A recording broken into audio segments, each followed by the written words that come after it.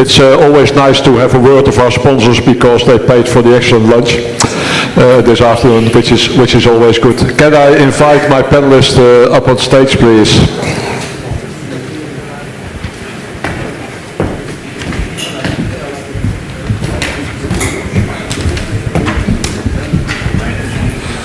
Since February 22, the scale of destruction in Ukraine is staggering. Direct infrastructure damage is estimated at over 195 billion US dollars. Over 320,000 civilian objects have been hit, including roughly 14% of all housing, leaving millions of homes in ruins. The energy sector has been decimated, with 2/3 of the country's power capacity damaged or lost. Transport networks have also suffered heavily. Over 25,000 kilometers of roads and 340 bridges are destroyed. Beyond physical structures, the loss of 5,000 schools and 1,400 hospitals has crippled essential services. Total reconstruction costs are now projected to reach nearly 600 billion US dollars. Is it a new notion that war not only destroys lives, but also infrastructure? Not really. Even worse, infrastructure is specifically targeted to rob the opponent of the will to win. We are vulnerable, probably as vulnerable as we were before the war in Ukraine. Did we learn from it though? To answer that question, I've got 4 distinguished guests with me today. Romanian Minister of Defense Radu, MIRUșţîn, I'm totally pronouncing this wrong, I should have asked, but MIRUșţîn. Yeah? That's correct for me, it's easier to pronounce your name.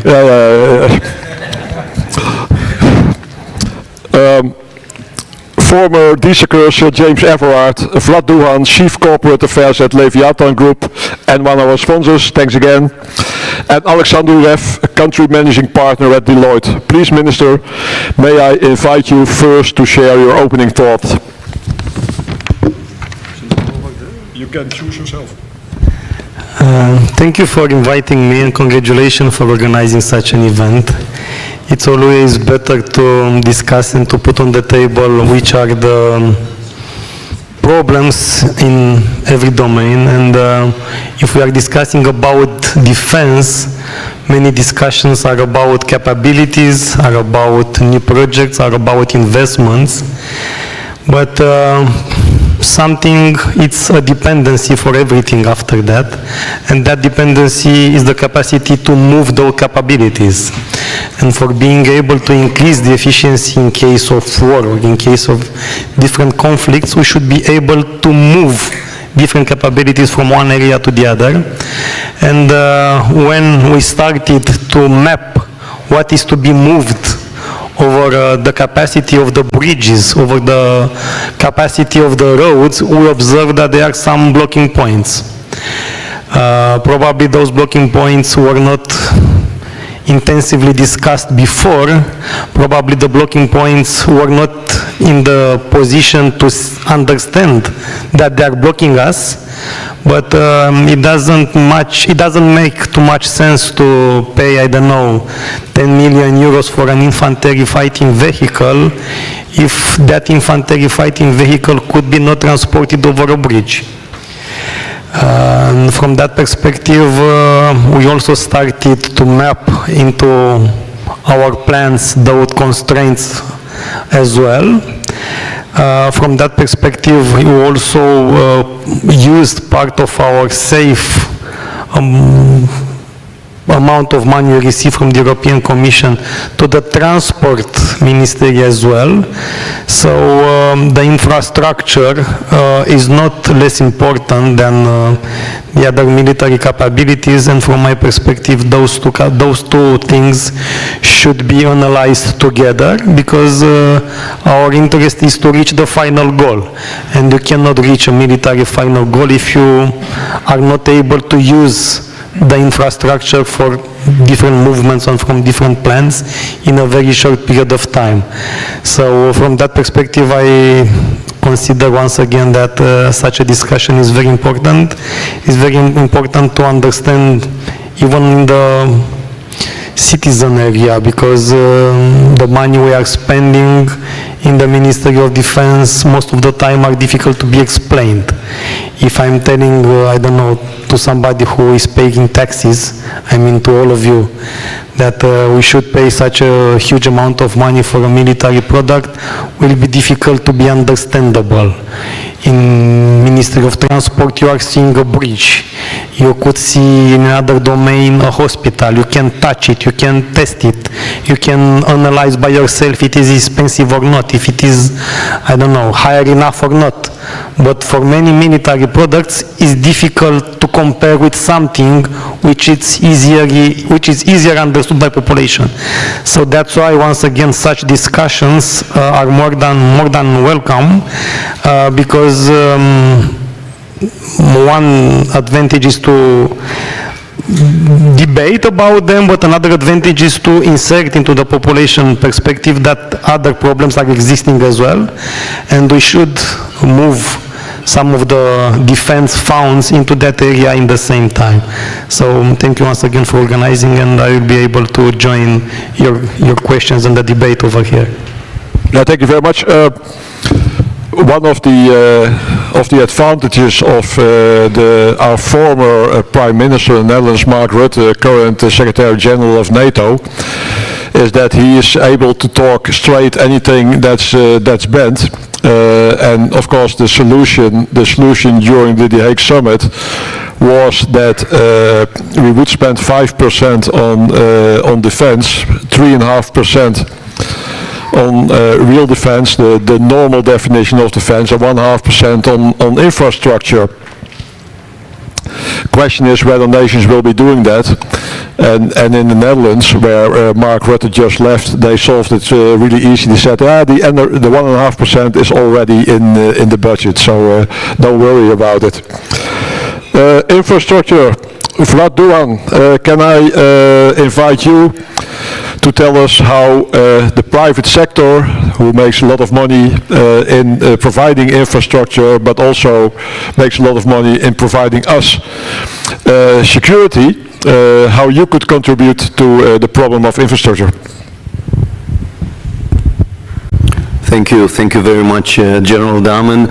Regarding the statement about money making, I would say that that definitely falls in a secondary perspective, because with regard to military and critical infrastructure, for any meaningful contributor, the basic principle and the first objective should be to have contribution towards the proper objective related to national security.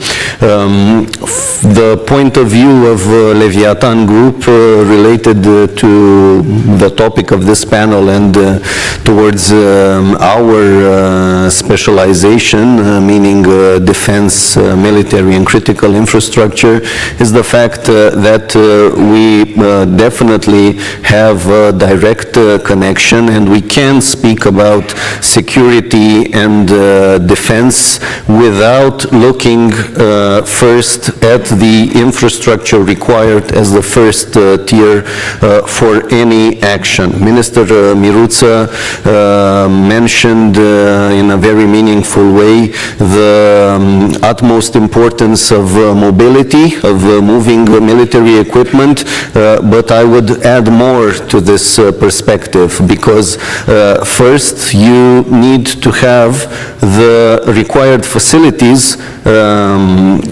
in the national structure for those equipments to be properly operated. And basically this translates into the fact that whatever you would be buying, if it's the infantry fighting machine or the F-16s or the F-35, you definitely need to have the infrastructure in place. The experience of Leviatan Group is related to highly significant objectives of military infrastructure. two of the projects which we have in our portfolio are the first phase of the modernization and development of the Câmpia Turzi Air Base and the preparation for the F-16. And another one to be mentioned is the headquarters of the Southeast multinational NATO HQ in Sibiu.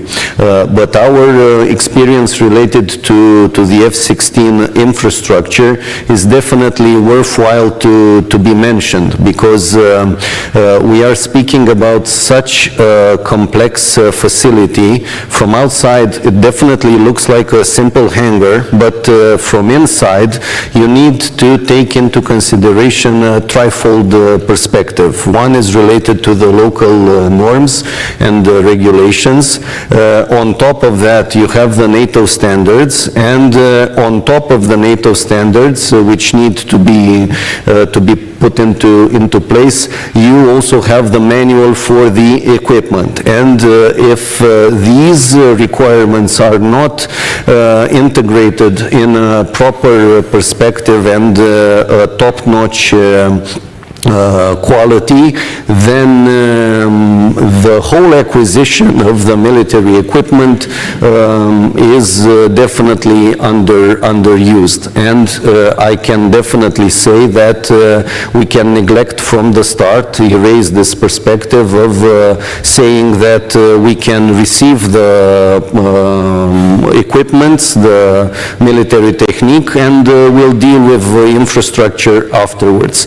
This is definitely not a professional perspective. And for the F-16, things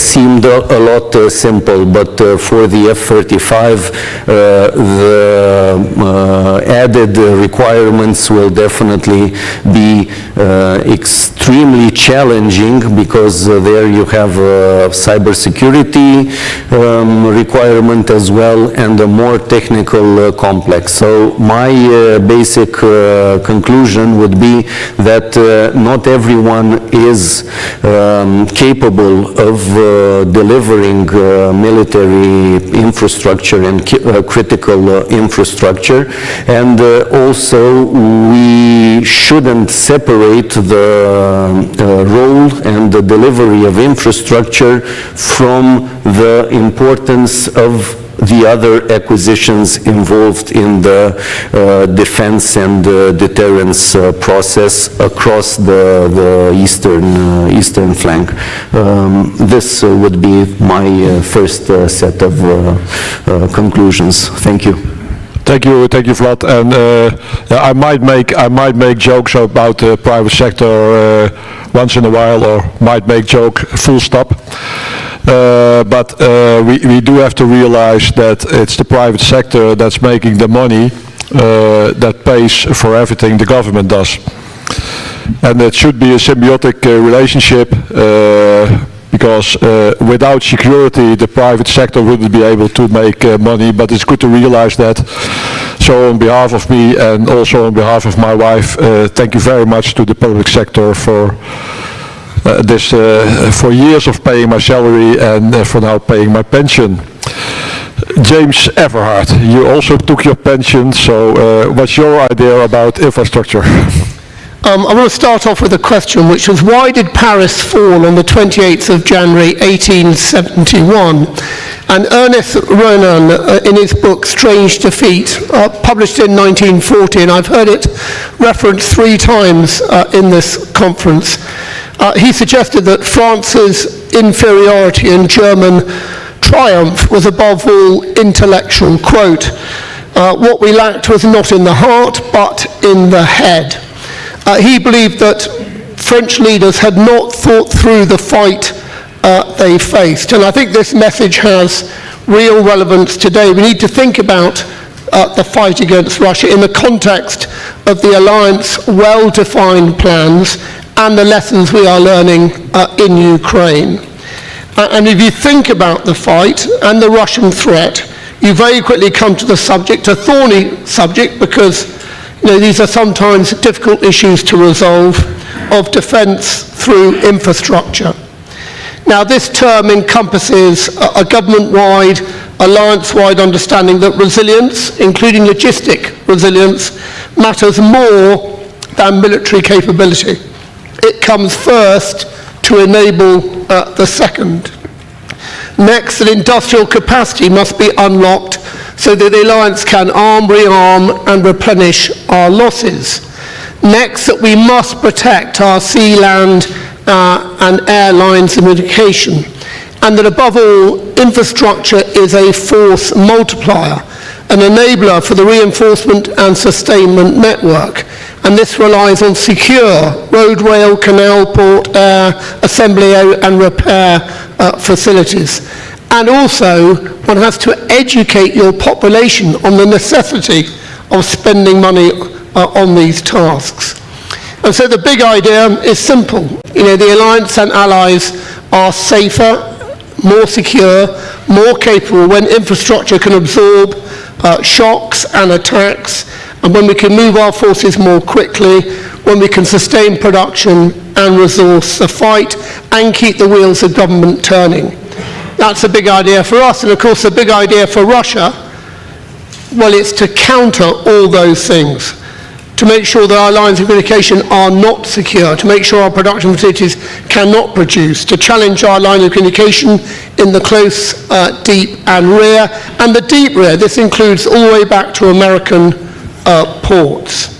If you war game and scenario test an exercise of deploying a brigade we did the other day, you can very quickly identify the tasks that need to be done, and you can identify who is best to do it at a whole of government level, military, civil and commercial.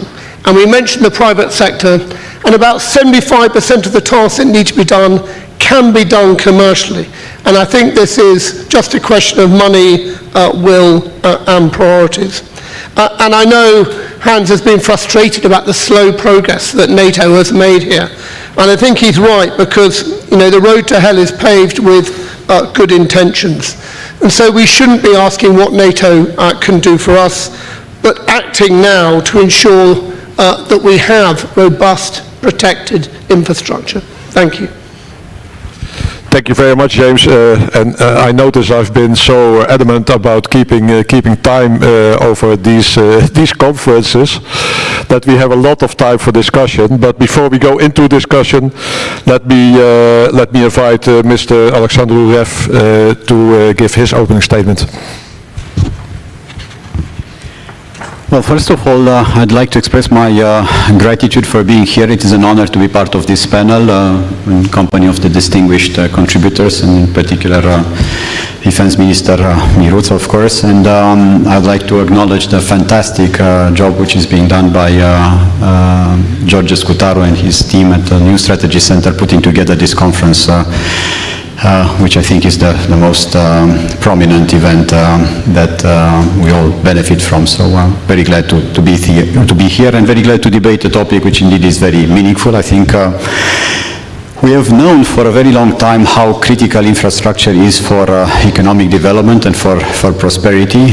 We obviously knew that to take the most important dimensions, probably at least those which are relevant for today's discussion, road and generally transportation infrastructure, energy infrastructure and communications, including digital infrastructure, are the ones which enable investment, which integrate us or help us integrate European and the global supply chains, and this drives capital allocation, development of know-how, expertise, skills, jobs, tax revenue and so on. So this has always been very much debated, yet not always prioritized in terms of public policies and investment. I think we can all agree that at least certain parts of, certain dimensions of infrastructure have been neglected, most notably the highways, and that we wasted certain opportunities to attract non-reimbursable funding from the EU, up to the moment when the EU stopped seeing roads as being a way to encourage the green transition and because of them encouraging traffic. So it is actually, I think, quite fortunate that we have now acknowledged. It's not fortunate that we are dealing with a security crisis, but the crisis brings some opportunities, and certainly some of them arise from our realization, collective realization, that infrastructure is not just essential for economic prosperity, it is essential for national defense and for national resilience. And I think this has reoriented public policies, has made this a priority for the policymakers, and has unlocked sources of funding which were not there before. Now, equally, as is being discussed here, this is a structural opportunity with a decades-long horizon for the public sector. And I'm sure we are seeing, and we will be seeing, more companies in industries such as construction, logistics, energy, manufacturing, technology, and so on, seizing this opportunity and trying to access various sources of business and of funding which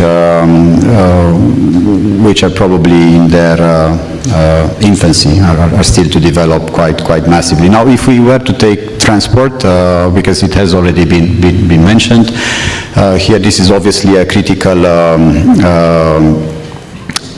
vulnerability. It has been traditionally for our economy, now it's becoming one for our security. It's been acknowledged as such also by the European Commission in their white paper for European defense readiness. It has to do with the ability to send, to deploy, to sustain troops, but also equipment and also logistics, industrial flows. And it has to do with the roads, it has to do with the railways, which do not interconnect beyond the border of Romania with a different system in the east, with the neglected ports and sometimes with deficiencies in air transportation. These are the dimensions on which the European Commission is focusing with their military mobility package 2025, which aims to create a mobility area a military mobility area in Europe by 2027, and this is meant to be some sort of military Schengen, which has at least two dimensions. One has to do with regulation, simplifying, removing obstacles which have to do with national laws and customs and various other regulations, and the other one has to do with the development of or the readiness of the dual-use transport infrastructure. And the EU has identified along all these dimensions, air, road, railways and ports, various priorities. There are some 500 hotspot projects. Minister MIRUţîn spoke about those that we have identified here, but I suppose this is part of a concerted effort at the European level, and they are being earmarked for urgent upgrading, sometimes talking about enlargement of tunnels or consolidation of bridges or reinforcement of road or railway infrastructure, port, airport, terminals and so on. And yes, we are part of these priority corridors in the south and southeast, together with Bulgaria and Greece, and we stand to benefit from this very substantial funding which is being made available by the EU at the level of almost 18 billion euros under the Connecting Europe facility, which will be available between 28 and 34 for this military mobility. I'd like to address the second dimension, which I think is, again, hugely relevant for both the economy and security, which is energy infrastructure. Defense industry and defense efforts are highly energy intensive.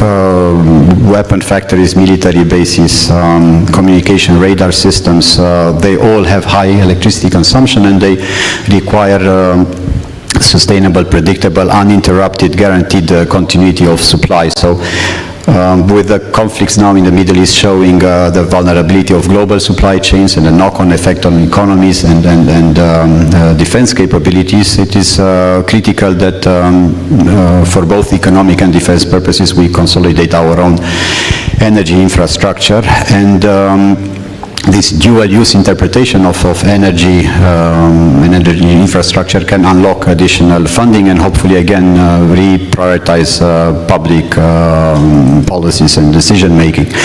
Obviously, significant investments have already taken place in the space of production of energy, which is very important. I will just briefly mention gas with the famous Neptune Deep project, which is essential for reducing our dependencies on export. It's very important strategically for Europe. Certainly a project that could have come about much earlier had it not been for political hesitations many years ago. It also led to the loss of withdrawal of a very important US company that could have been an anchor of our partnership both on economic and security grounds.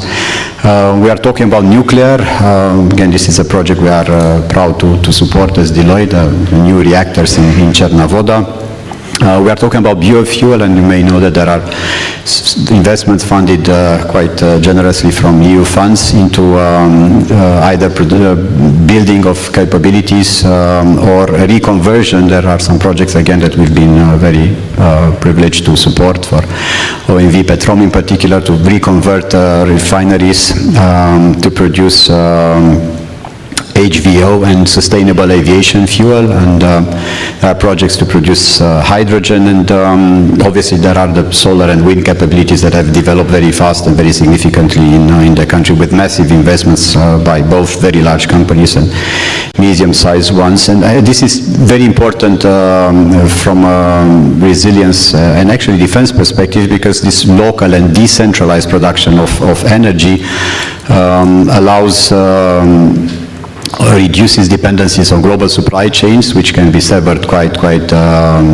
easily. As we've seen, it makes us independent from hostile providers, and it also builds resilience in case of either physical or digital attacks against energy production facilities, because energy is now being produced in a decentralized manner in much more locations.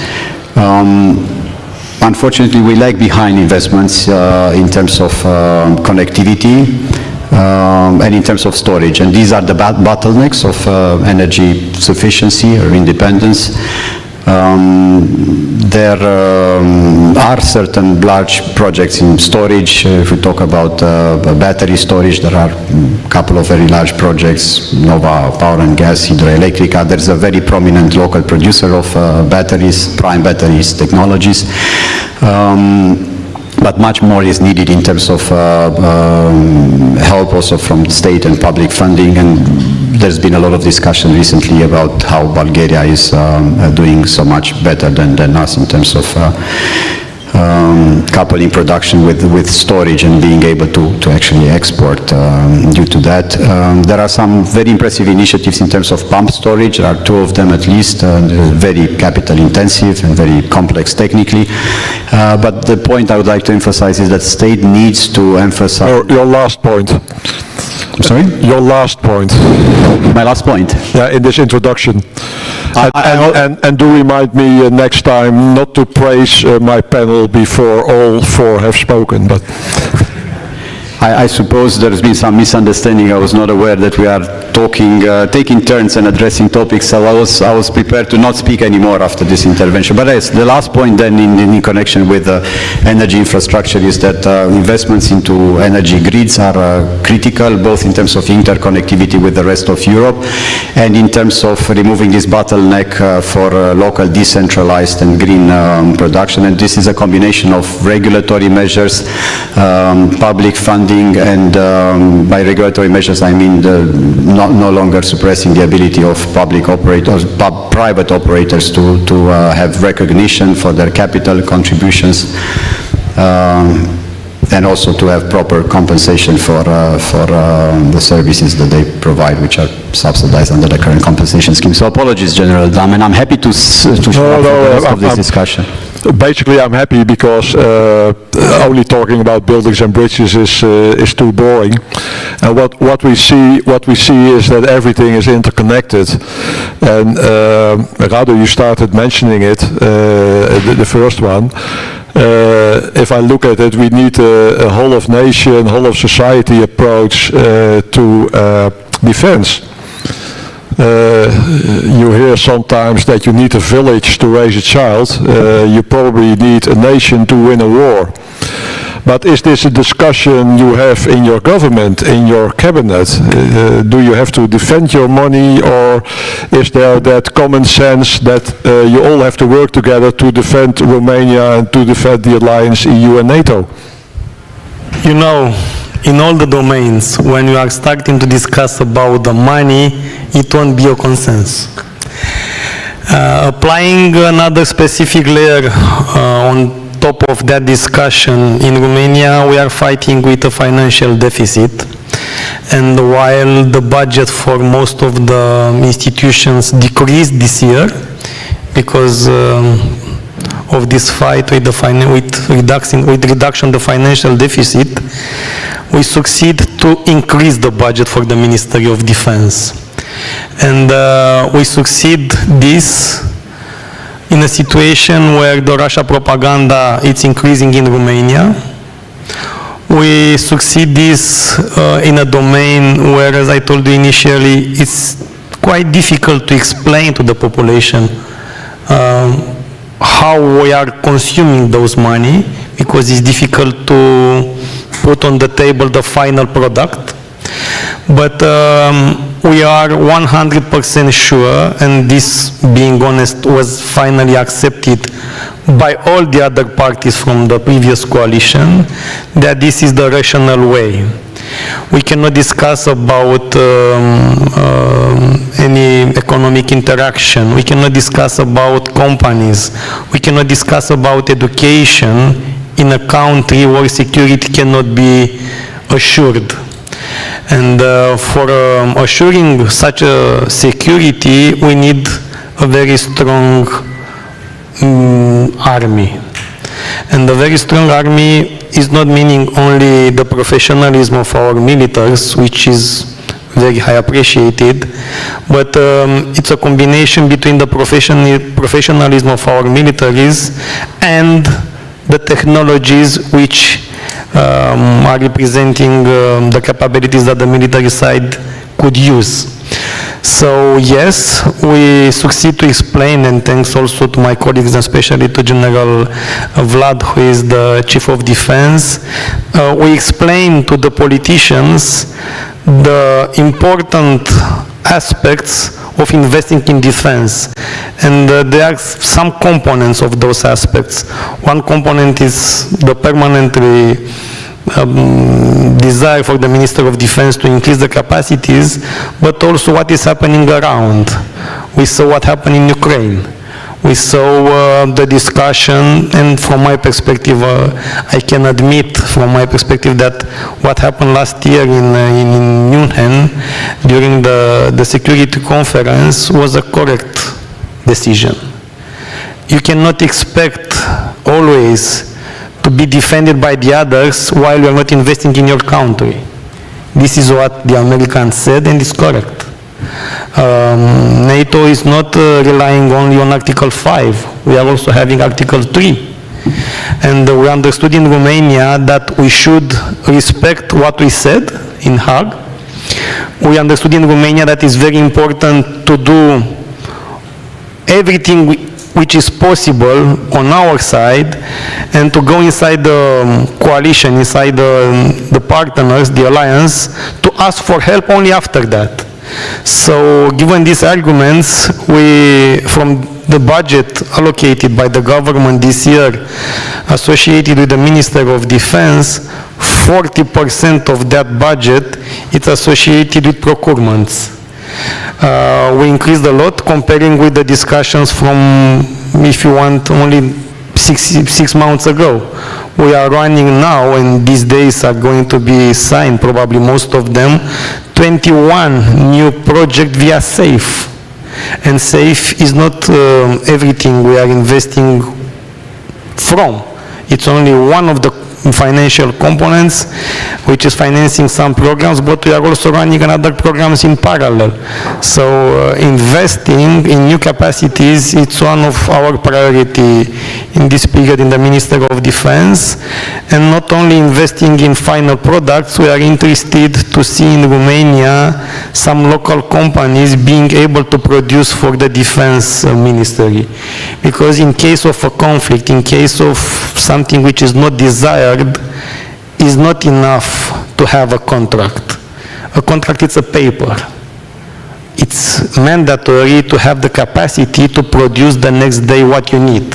And this capacity will be obtained if in time you are investing in local companies. That doesn't matter if the companies are owned by the government or are private companies, but in the Ministry of Defense we are looking in different ways to support in the meantime the development of those companies for being there and to rely on them in case of something they could speed up the production. So it's not a difficult discussion in politics about money, but it's more difficult when you are combining the discussion around money with the discussion of spending money in defense. Because in defense there is another specific aspect. Some contracts for valid reasons could not be explained publicly. There are strategic reasons because of which we could not make publicly everything. And I was, before being in the Ministry of Defense, one of the politicians who permanently asked to make publicly everything, but I understood with strong arguments that for some components there are a lot of reasons because of which you cannot explain publicly. So if we are discussing money and if we are discussing about spending huge amount of money in a way which cannot be publicly explained, is more difficult. But it's something about which I'm 100% we should do. And I believe it goes further than only spending money.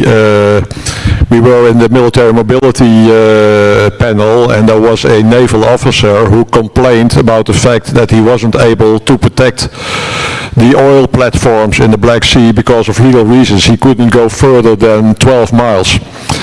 And obviously he had to wait until these platforms were blown up as an act of war, and then he could react. So also something to work on. James, you have been... No, I just wanted to make a comment. When I was DSACEUR, you would work with allies to find military solutions to make armies stronger. And I think, you know, since I left and I did the 5 years as a mentor and now do other things, you realise actually that God helps those who help themselves. And if you have a problem, you look at the solution, the best solution, and that may well be working with our armies, or it may be commercial. And I think this is still countercultural to many armies to bring in commercial solutions to many things. And I'm not just talking infrastructure. You know, I am chairman of a firm who have teams on the ground helping allies with their joint fires, multi-domain integration, deep precision strike, with all that involves. You know, the evidence shows that those armies will be as proficient twice as quickly as they would have been if they'd gone, you know, down their own training route. So I just urge people to look at the end objective and get there as quickly as you can. And I don't think it needs to be expensive, it just needs to be clever. And maybe also other procurement systems. Vlad, are you happy with how procurement is going at this time? I hear a lot of complaints of companies in the Netherlands where they say, well, we would like to be involved in the planning process so we can also do our own company planning better. That's almost a rhetorical question, but I'm still giving it to you.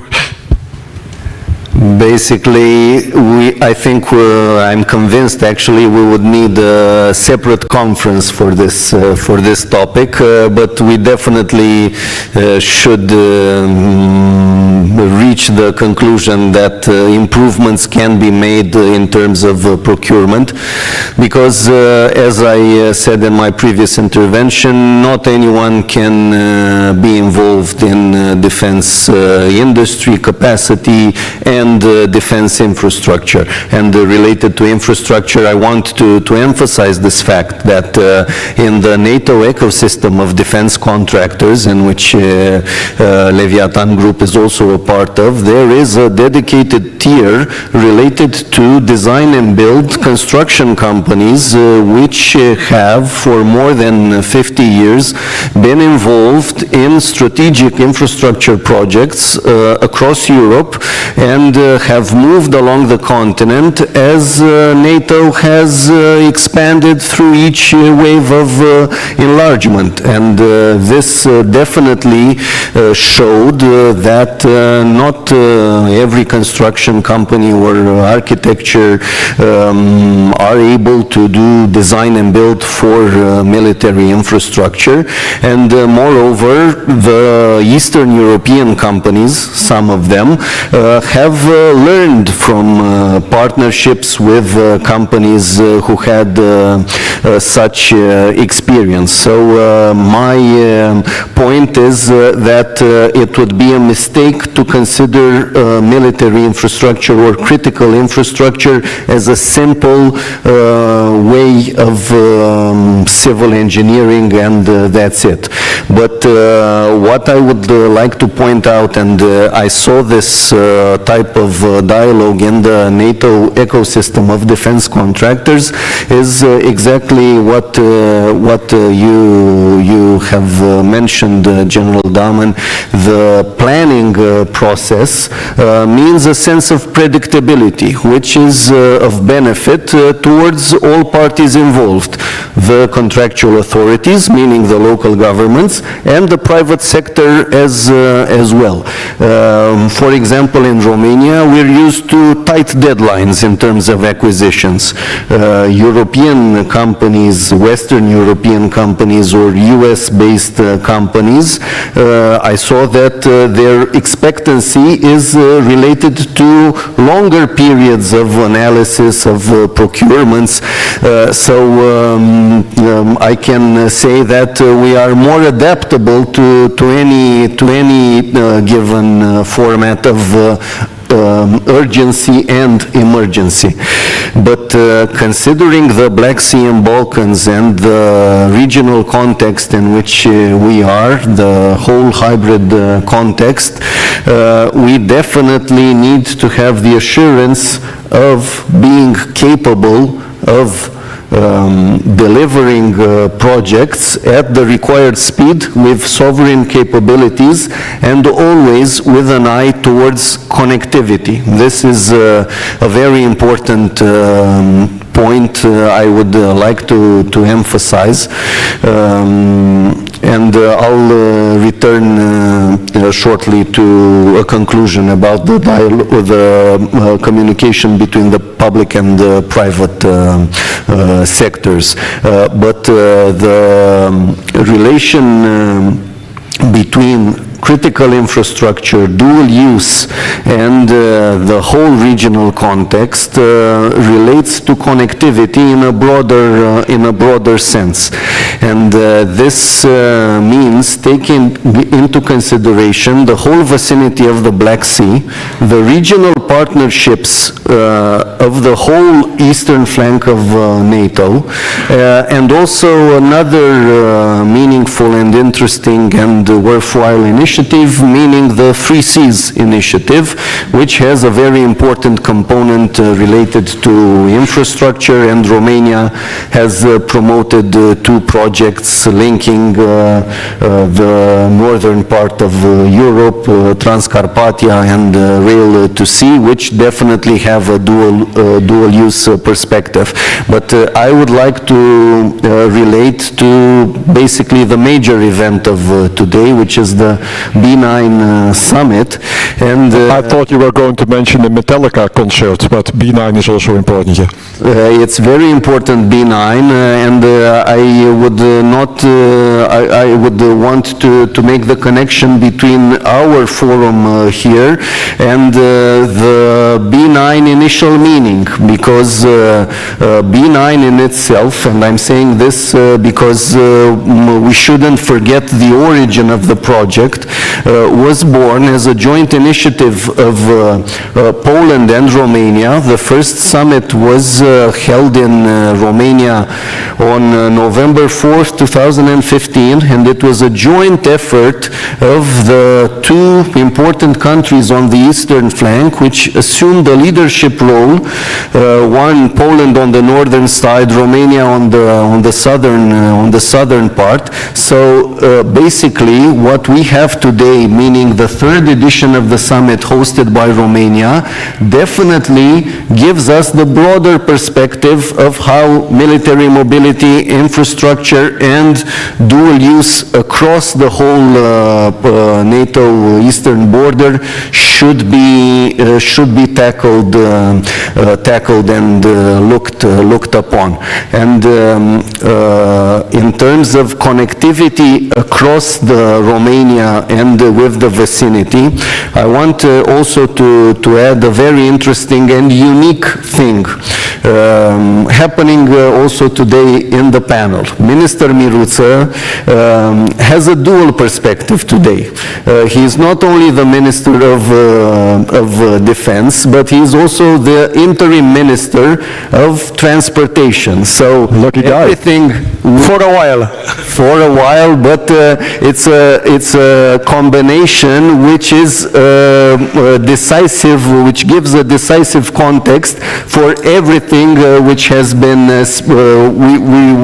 we've been talking about, except for energy and digitalization, and which Alex mentioned before. And we need to look at the perspective that the critical infrastructure which the military is using, most of it depends on companies which are under the authority of the Ministry of Transportation. So if we're speaking to railway infrastructure, the national company is within the Ministry of Transportation. The civil airports, 4 of them remain there after the 1998 reform. And I would also add the naval with the Port of Constanța and the Danube ports. For example, and I'll end with this line, but it's important for the dual use perspective. If we are to look upon connectivity across the region with a logistical hub which should relate the Danube ports of Romania, Republic of Moldova and Ukraine, Galați, Brăila, Giurgiulești, Reni, Isaccea, Ismail, we are speaking of 2 companies from the Ministry of Transportation, so we would definitely need a whole of government approach.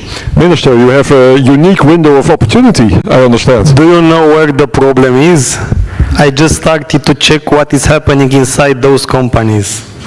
And probably that's why what we are trying to do in the next period, it's quite long to be done. But anyway, we cannot change what already happened. We should change what is going to be possible change in the future. And yes, we have to speak openly and very honest. The way some of those companies were managed should be completely changed if we want to reach a destination point. We're having a lot of fun here on stage, and we can keep on having fun, but maybe there are questions in the room also. Whom may I give the floor?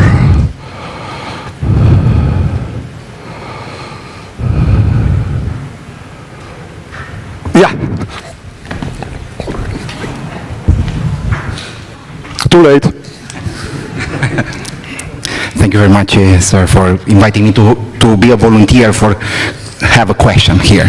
So I'm Colonel Paunescu from National Defense University, and because I worked a lot in the domain of civil-military cooperation, all the time when I do an action and I do a plan or I think strategically, I go to the bottom line and I'm asking myself what a single person will do in a certain situation. And in our case here for this topic, dual use infrastructure, I want to address the question to all the panelists here. We have a common point in terms of protection of civilians and enabling the fight in a certain area in the terms of or in the context of what is happening in Ukraine right now. And we talk about civilian protection to through civil defense or civilian defense. And we have shelter that is used, or shelter locations that are used by civilians in order to, let's see, to empty the space where the fight is happening. And we have a huge problem nowadays because we developed shelters for civilians in terms of years that already passed. So the technology nowadays is different. So do you think that is a moment or is a place right now to think strategically and to build new towns with new type of constructions that will secure the life of people that are, let's say, living in certain place? Doesn't matter if it's becoming a war or not in the future. So for me it's important to have a discussion if we can use the money that we put on to build infrastructure that will help the people to be less affected if something is happening in the future. Thank you very much. Thank you very much. Alexandru, if you got that question from a government and then from a consultant's point of view, how would you answer it?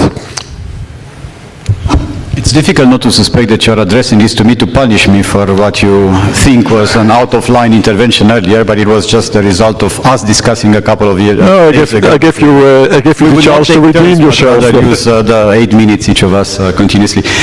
I honestly have no competence to answer this question. I could only answer it from a common sense perspective. There are conflicting priorities, there is limited funding available, and one will have to probably judge one urgency and impact against another, and I'm happy I'm not the one who has to prioritize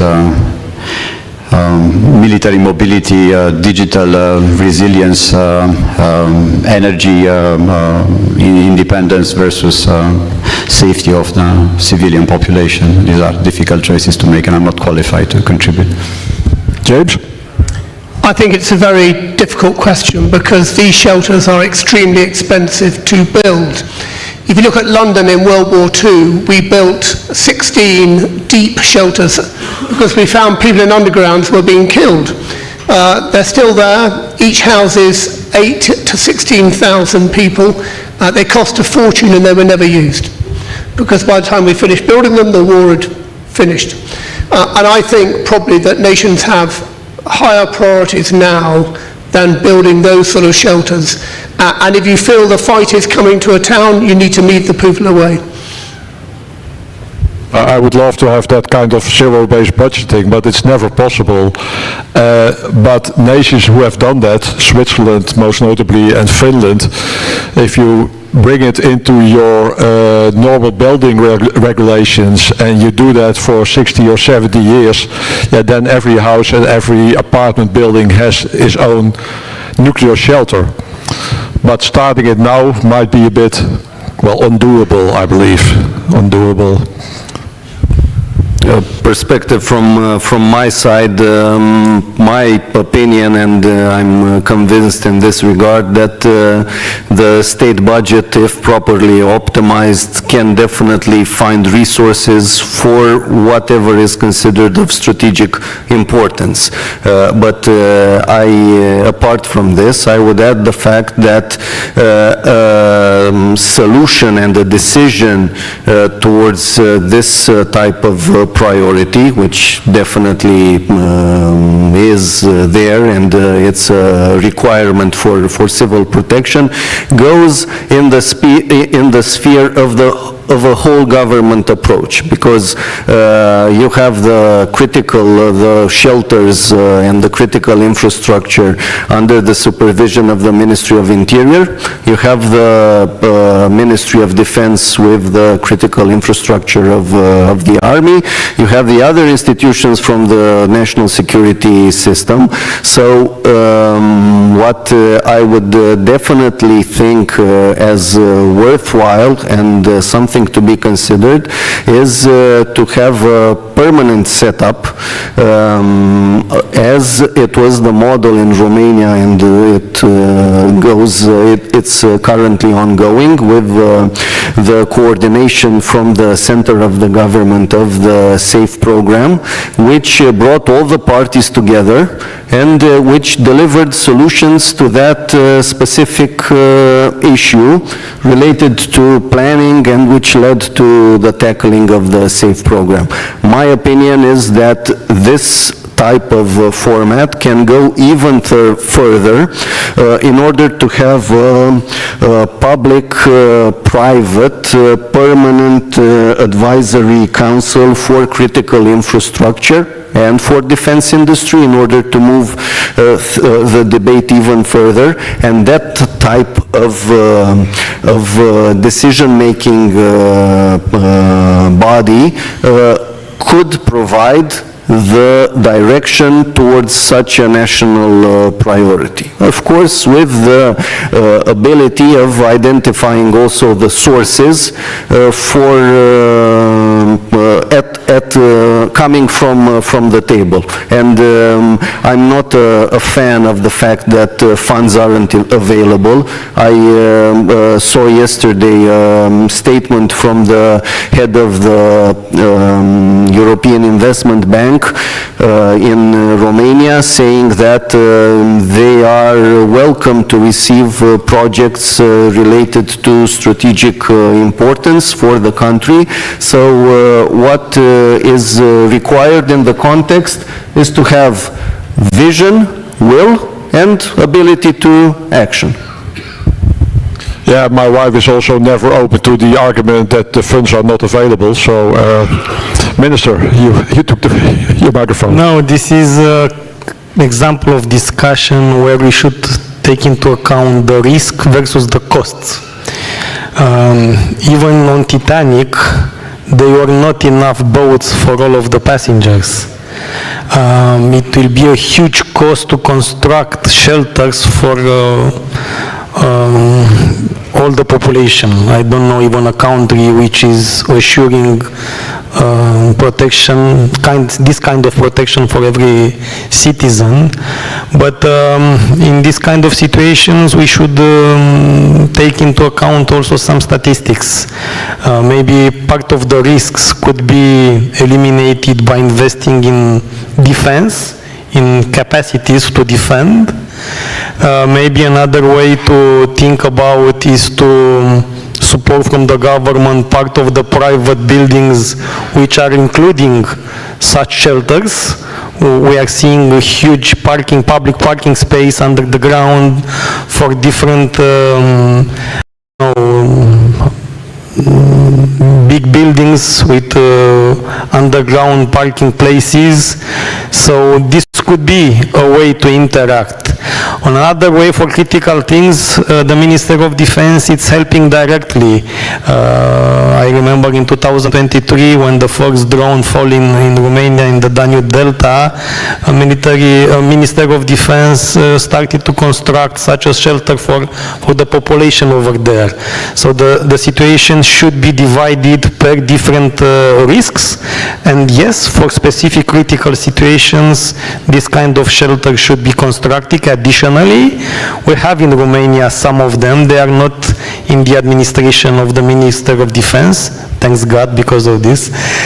They are administrated by local mayors or other government responsible, but yes, a mapping of those places should be in place. I know it is. Some of them should be reconstructed, and additional ones should be constructed as well. But for all the population, this is not scalable. Yeah, and to prevent that, we end this panel with the view of the Titanic and what happened to that ship. There's time for one more question, if there is one.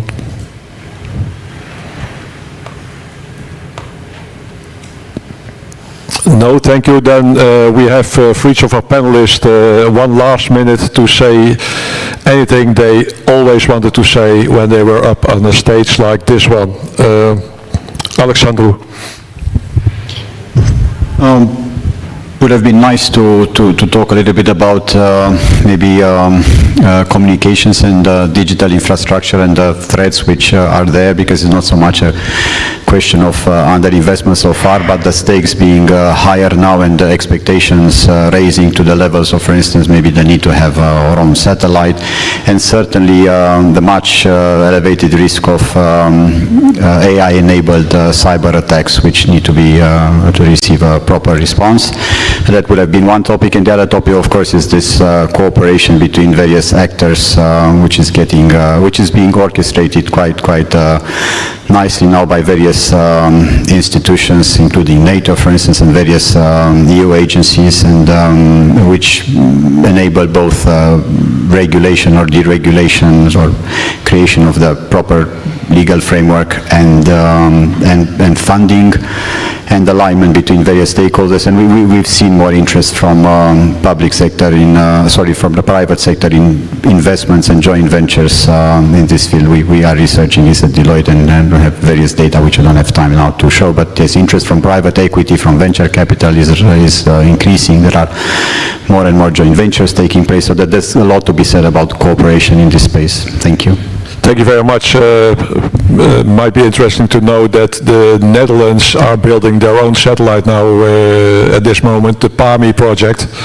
First four are being built at the moment, and I'm sure that the guys who are selling it are willing to sell it also to Romania.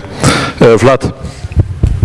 Yes, thank you. My final conclusion would be related to the emphasis on the permanent and stable dialogue and communication cooperation, which needs to be enacted, established, and put into action between the private sector and the public sector. The business environment contains capable companies which are willing and more than able to be contributors towards national security initiatives. Leviatan Group is one of them, and we are glad to be a supporter, a keen advocate of national security causes, and this is also the reason why we are next to New Strategy Center, George and his team, for more than six years now, and we are confident that such a permanent dialogue format would definitely bring a whole of society approach, and we would be able to move projects of national interests in terms of critical infrastructure, defense industry, and other strategic objectives, energy, digital cooperation, to move further as they are meant to be. Thank you very much. Thank you very much, and we're happy that you are with your firm. James? I'm glad you mentioned data. I think data is extremely important. I was in Taiwan at the end of January, massive investment into Maven, smart systems, all the things you'd expect. But the one underpinning principle, they were going to construct a fight that allowed them to fight with no connectivity at all. I think that's a good lesson. Yeah, that could be a separate panel or a separate conference. Minister? I think there is only one limit for the amount of money that should be invested in defense, and that limit is as much as possible. We cannot discuss about anything in a country without being able to provide enough security. The Minister of Defense, at least for the situation in Romania, should be that glue in between the public money and the private sector. Through the Minister of Defense, the projects are running, and we are there, and we could put a mandatory condition into the contract saying that you should interact with the private sector for providing what the Minister of Defense is requesting for. And we started to introduce that paragraph into all of our contracts. Thank you very much. Basically, you're in the same position as I am at home. My daughter adheres to the Queen philosophy. I want it all and I want it now. and I have to bring that into line with the family budget. The next panel is in 10 minutes. We will be going to the Arctic region, and the good thing is that we have the Norwegian Minister of Foreign Affairs for that. I thought Defense, but Foreign Affairs for that here. Thank you all very much for being here, and join me in a round of applause for our panel.